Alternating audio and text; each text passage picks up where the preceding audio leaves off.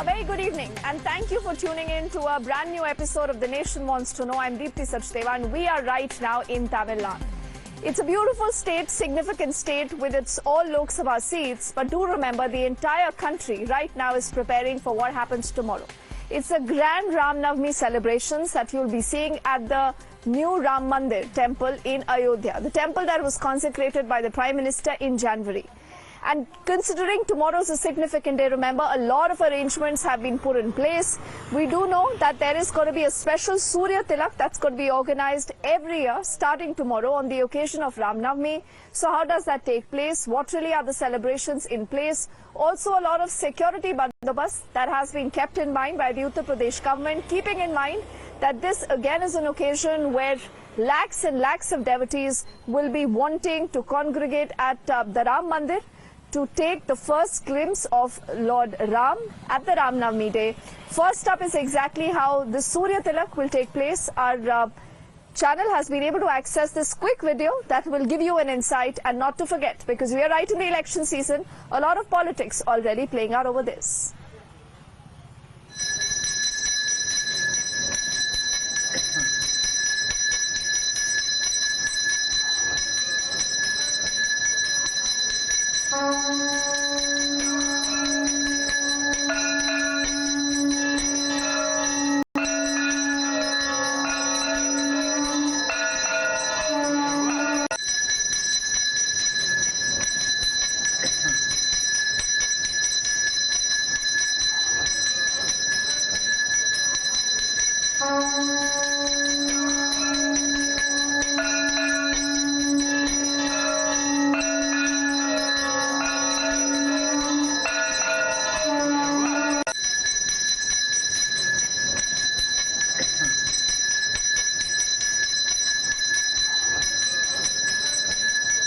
So you saw in this entire video how the plan is to ensure that the Surya rays or the Surya ki kirnein hai, that is deflected from one mirror to the other, ultimately to reach the Garbhagriha or the sanctum sanctorum of Ram Lalla at the Ayodhya temple. But like I said, when you're in the election season, there is but obvious a lot of politics that already is being played on the entire issue. The Prime Minister, time and again, has been speaking of how a number of politicians, number of political parties in the country decided not to be a part of this grand gala event at the consecration ceremony of the Ram Lalla in Ayodhya on January the 22nd. And he also said that I am a Ram Bhakt. I attended this entire ceremony not as a Prime Minister but as a Ram Bhakt. And then he also goes on to say that this election will also be an election between those who believe in Lord Ram and those who do not. आज एक और देश की संस्कृति पर गर्व करने वाले हम लोग हैं, तो दूसरी ओर हमारी आस्था को नीचा दिखाने वाले लोग हैं। कल रामनवमी का पावन पर्व है। बोलो सियावर रामचंद्र की। साथियों, कल रामनवमी का पावन पर्व है। सूर्य की किरणें कल अयोध्या में राम लला के मस्तक का विशेष अभिषेक करेंगी। लेकिन घमंडिया गठबंधन के लोगों को राम मंदिर से भी परेशानी है। जो लोग कभी भगवान राम के अस्तित्व पर सवाल उठाते थे, वो आज राम मंदिर पर कैसी कैसी भाषा बोल रहे हैं। एक समुदाय के तुष्टीकरण के लिए इन लोगों ने प्राण प्रतिष्ठा कार्यक्रम का निमंत्रण ठुकरा दिया। टीएमसी ने हमेशा की तरह यहां रामनवमी उत्सव को रोकने की पूरी कोशिश की, सारे षड्यंत्र किए, लेकिन जीत सत्य की ही होती है। इसलिए कोर्ट से अनुमति मिल गई है और कल पूरी श्रद्धा और भक्ति के साथ रामनवमी की शोभा यात्राएं निकलेगी। So the Prime Minister says Ram betas versus worshippers. And if you very carefully listen to what the Prime Minister just said, he has made that huge reference to the state of West Bengal. Now if you're wondering why, Bengal again, remember, has been a state that is infamous for the kind of political violence that you have seen and also for the kind of provocative statements that have been made by leaders in particular.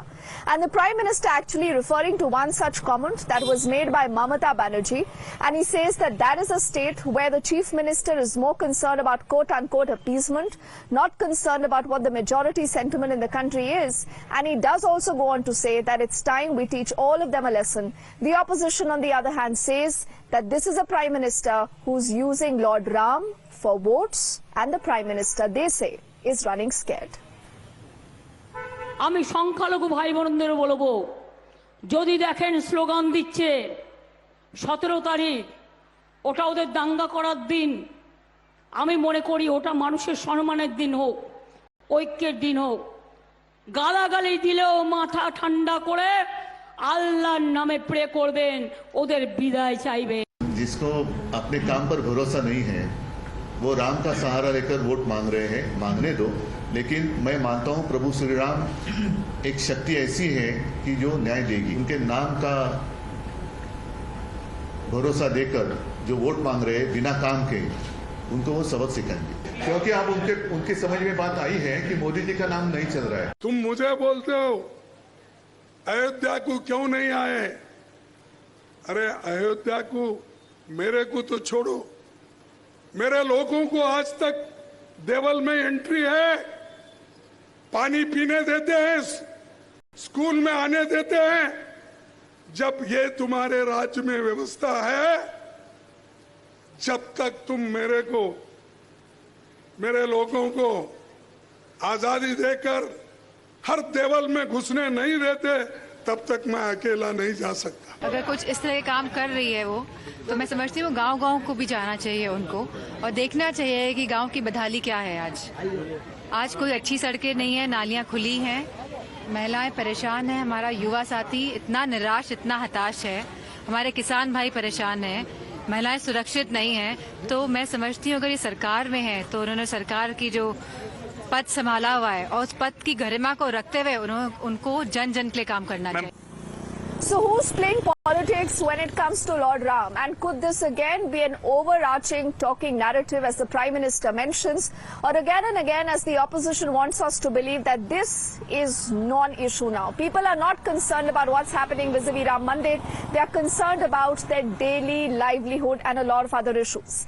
Let's ask those questions to a panel of guests joining us. We have R.P. Singh Saab, the national spokesperson of the BJP. Also Gargi Nandi Roy, she's a political analyst also on the broadcast. Along with her is Rajputra Chanda, political analyst, and Arka Kumara Nag, political analyst and lawyer, is completing our panel. So first up, I'll go to R.P. Singh and then everyone can come in. R.P. Singh Saab, why is the opposition and again saying that you are using Lord Ram for politics? They say, what about basic issues? Why are you not talking about that? And are you guilty of mixing religion and politics? R.P. Singh. Well, they have to understand the difference between religion and the culture nationalism, and because they don't understand the difference between the two, that's why they mix up the two.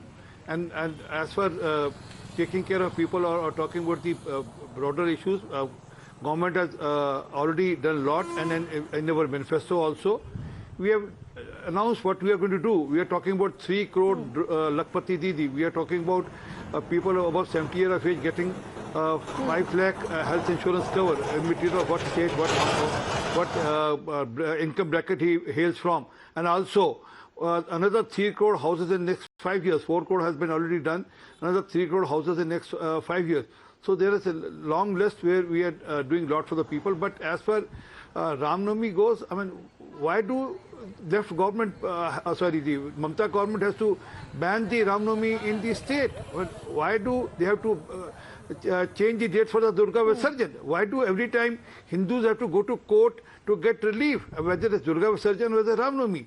So, and after that, when the court gives relief, then they start making building up narrative of that. Oh, this will create some rioting. This will be do some rioting, and it will affect the harmony of the state.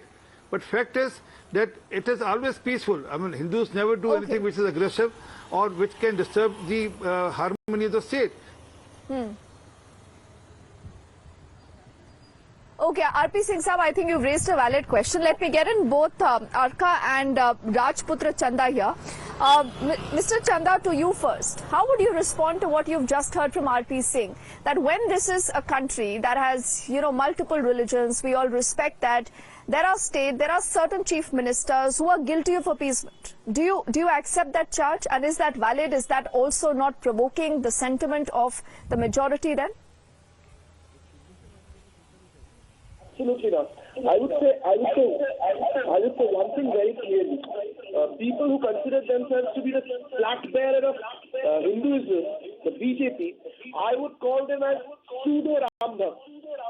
I'll call them a pseudo Rambhakt, and I will clarify my statement by saying that that in Hindu Shastra. Yes, Mr. Chanda, who are you calling pseudo Rambhakts?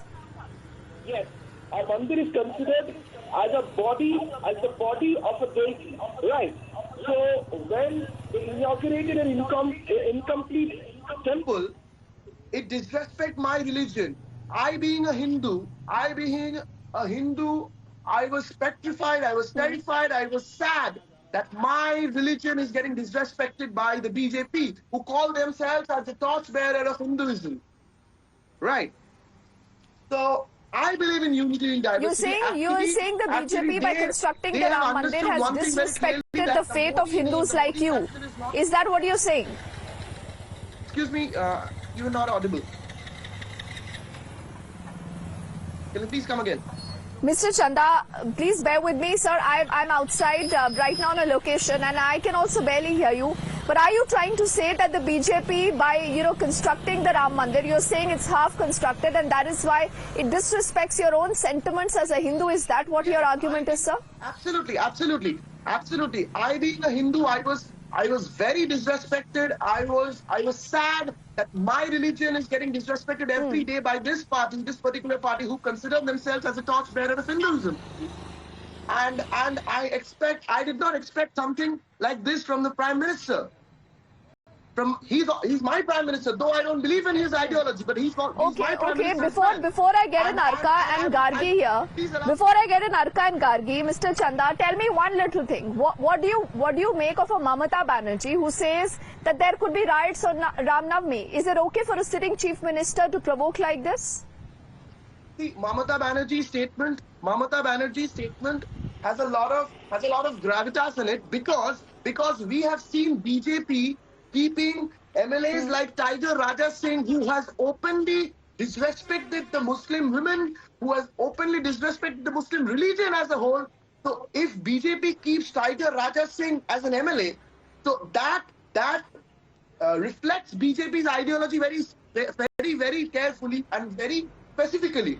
Narendra Modi follows Tiger Raja Singh on X handle still now. So that reflects BJP's ideology very clearly. So Mamata Banerjee, being a concerned chief minister of a state, she cares about her people. That's why she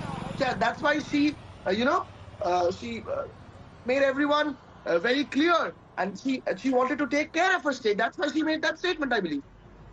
But, Mr. Chanda, I beg to disagree, and I will get in Arka Kumar Nag, who's a lawyer and a political analyst, and then Gargi will come in. Now, Arka Kumar Nag ji, अब देखिए, ममता बनर्जी जब इस तरह की बात बोलती है, वो एक सिटिंग चीफ मिनिस्टर है, तो अगर उनको ये नहीं लगता कि लॉ एंड ऑर्डर को वो कंट्रोल कर सकती है, तो चीफ मिनिस्टर को इसका जवाब देना चाहिए। ये पहली बात है। और दूसरी इंपॉर्टेंट बात ये है कि ममता बनर्जी जिसको एड्रेस कर रही है वो माइनॉरिटी कम्युनिटी है, और सीधा नजर आता है कि क्योंकि सागर दीघी का जो बाइपोल हुआ था, उसके बाद हमने देखा है कि जो मुसलमान वोट बैंक है वो धीरे धीरे ममता बनर्जी से छिटक रहा है, तो उस वोट को कंसोलिडेट करने के लिए ममता बनर्जी इस तरह का कॉमेंट करती है। तो ये तो प्योर पॉलिटिकल कमेंट हुआ ना, इसमें बीजेपी या राम मंदिर का क्या लेना देना है? जी, मुझे मेरा उत्तर देने के लिए मुझे ये उत्तर 3 सिरे में देना होगा. I want to give 3 different replies to this. First reply is that please आप सुनिए ममता बनर्जी ने क्या कहा. ममता बनर्जी ने कहा that you will not react whoever provokes you. Mamata Banerjee ne kaha, you will make sure that there is absolutely a violence-free scenario, and the date of Ram, the date for Ram Tithi should be continued and should be celebrated as a date for unity and not for destruction. So Mamata Banerjee is not the person who is talking against the law and order, failing of the law and order situation. Mamata Banerjee is the person who is trying to symbolize Ram as an apolitical, as an secular figure, which Ram was always, which perhaps the man in power who never followed Raj Dharma. Arkaji, why is Mamata Banerjee even using a kind of an imagination to say that there could be a provocation? I tell you when you're saying something like this, she perhaps many would say this is a red herring. Yes, understood. Please listen to me. Jai Sri Ram is an absolutely religious slogan. If any political party uses it as a political slogan, the political party should be banned. That political party should be disbarred from contesting election. It is a political party which has agendas like Afghanistan. It does not have a democratic values within the country. And one more thing, the law and order. I heard somebody say that the court had to interfere and permission of the celebration was given in Howrah. No, it is not right.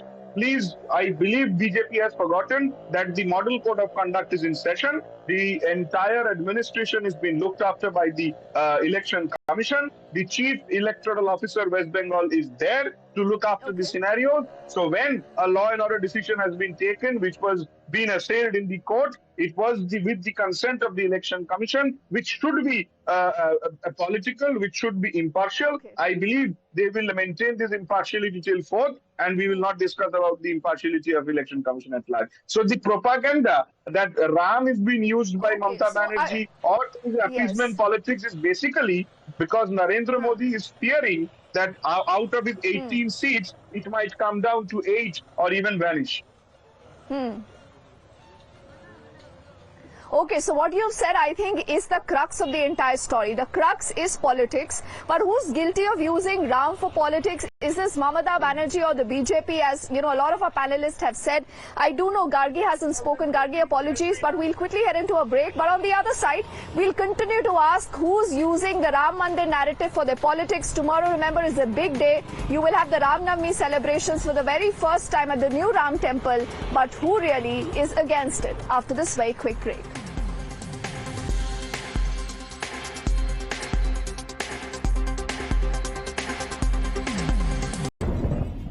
Welcome back. So we continue to talk about who is right now having a problem with the Ram Navami celebrations, who is wanting to politicize Lord Ram. The Prime Minister has made his position very clear. He says this election is about those who worship Lord Ram versus those who are Ram baiters. We continue to have a panel that was, conversing on this entire issue. Let's get back now, Gargi, into this conversation. Gargi, and apologies, I kept you waiting for so long. What is your take on who really is playing politics here, Gargi? Because we are right in the middle of this election season. The 42 Lok Sabha seats of Bengal are so critical. The last time around, the BJP got 18. Do you believe that this is the pressure of the BJP, that they want to retain those 18 seats, that you have this narrative, or equally pressurized is even Mamata Banerjee right now to hold on to her fort? Yes, Padmaja, actually Mamata Banerjee is scared. And what will she tell to the people? Your leader will go to the people and tell about her achievements. And what is the greatest achievement of the TMC?